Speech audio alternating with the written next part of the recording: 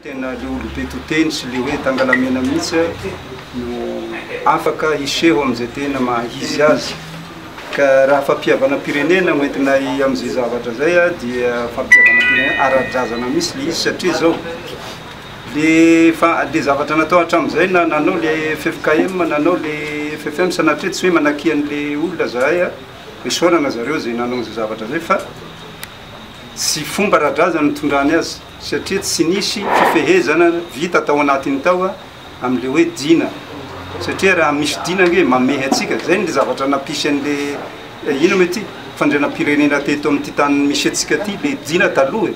fa taty afara dia azon'ity politika efa ataontsika hoe manimba zavatra iran'ity firenena ty le politika dia ohatrany hoe voatsindry le dina ka raha io zavatra io no hoe velomina no tohizana ataoko angamba fa vitsy le ina mety le olona zay manana fikasana hanao zavatra rasirasy satria le olona ao anatin'le tanàna misy azy ohatrany ao anatin'ny faritra le izy ao anatin'le commune ao anatin'le fokotany mifankalalany regny olona regny zanak'olona ao anatin'ny tanàna iange le manao zavatra tsy mety io ka raha zay zavatra zay lo aplikena tsara le dina taoko ngamba fa tsy misy zavatra mihetsika io zay le mikasika hoe fampiavana pirenena ara-drazana hataondray faharoa manaraka an'izay le nitsindrianao teo ngamba ny hoe tsy anao fa le anankiray mpanao gazety anankiray ry hoe endrikendrikinina le hoe ino mety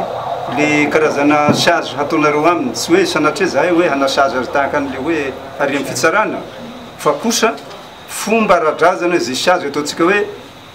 ino mety zany fanasana an'le zavatra nataon'le olona am'le tsy mety nataony ao famononona sy ny karazany dia tsy maintsy mandalo am'le hoe raha latsaka zay zavatra zay amin'ny omby sy ny karazany zany no tondrana an'izay zavatra zay fa tsy onitra hoe vola na salamo zany no mena hatao am'le olona regny fa ho hitan'le vahoaka misy am'izay fotoana zay fa voasasa